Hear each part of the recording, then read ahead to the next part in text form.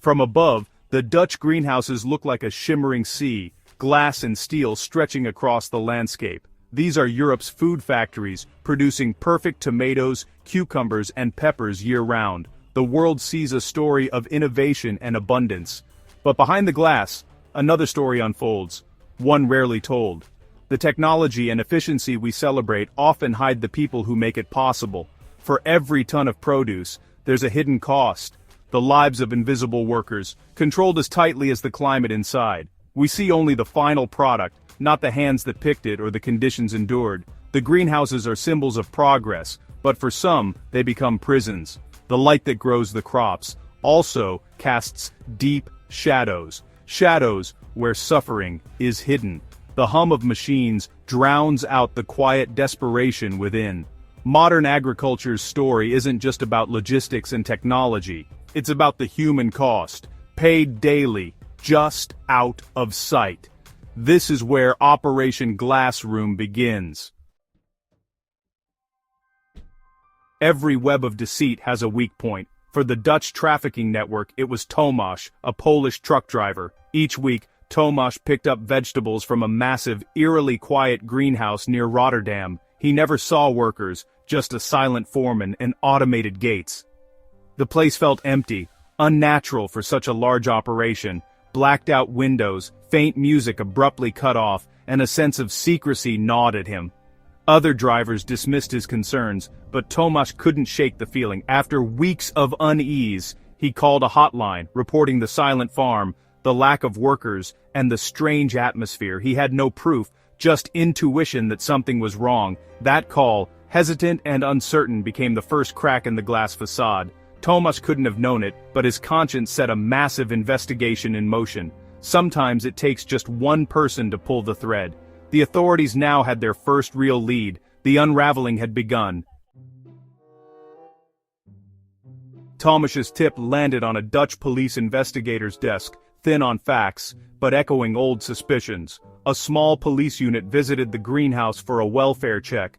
The foreman was hostile, refusing entry, raising more red flags. Officers circled the property, finding a building with blacked-out windows and a padlocked door, locked from the outside. That was the turning point. People inside weren't free. Police forced entry, discovering 18 terrified workers from Vietnam and the Philippines crammed into squalid dorms. Passports were locked away. No one had been paid in months. They were trapped by debt, their freedom stripped away. They worked and slept in the same locked space, under constant threat. The police had uncovered not just illegal labor, but a modern-day slave camp. The reality was worse than anyone imagined. The glass walls had hidden a nightmare. The investigation was just beginning. The Rotterdam greenhouse was just the surface of a vast criminal network. On paper, everything looked legal. Permits, taxes, a small local staff. But behind the paperwork was a web of shell companies and fake recruitment agencies, many registered abroad. Workers were lured from Asia, with promises of good jobs, charged huge fees, and trafficked to Europe. On arrival, their passports were seized, and their debt grew with every fabricated expense. The farm was a holding pen for exploited labor, not a place of agriculture. Money flowed through layers of laundering, hiding the profits of human exploitation. The traffickers weren't just growing vegetables, they were harvesting people.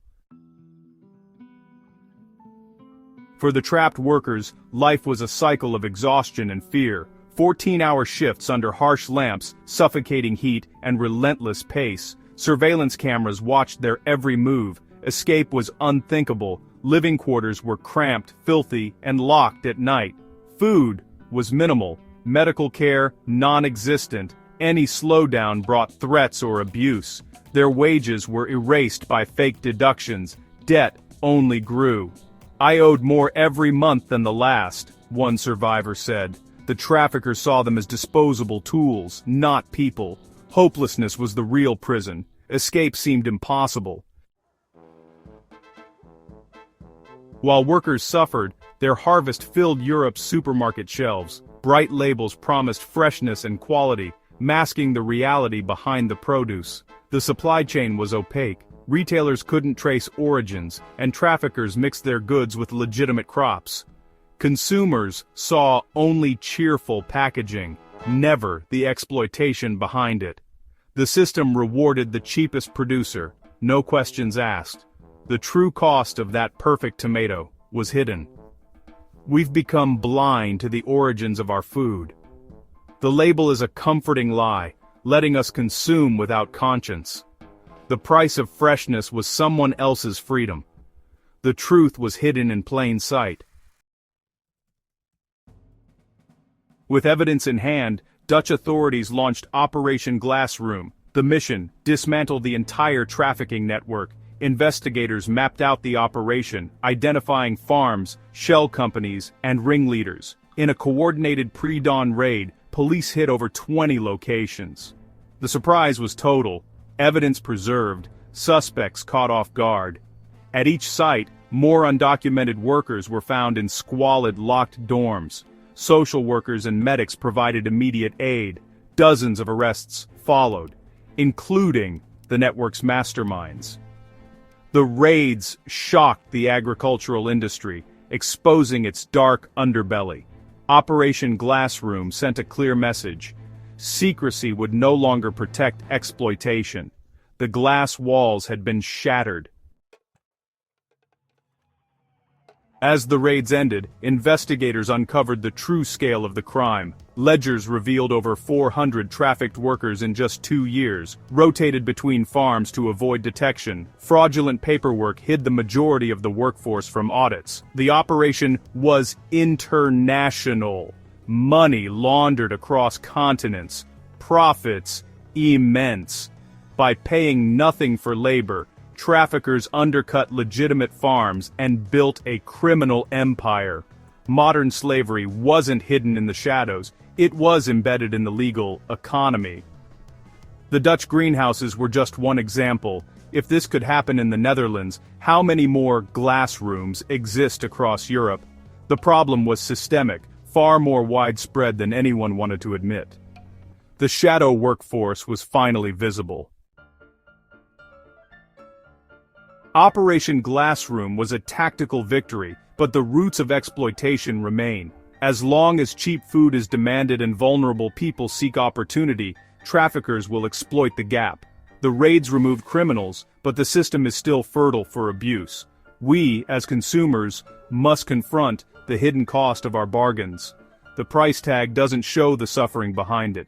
Our demand for cheap, perfect produce incentivizes cutting corners, especially labor. Law enforcement alone can't solve this. We need transparency, stronger regulations, and real corporate responsibility.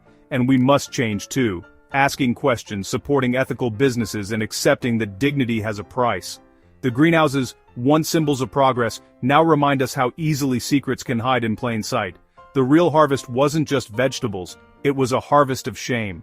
Until we demand better, that shame is ours to share.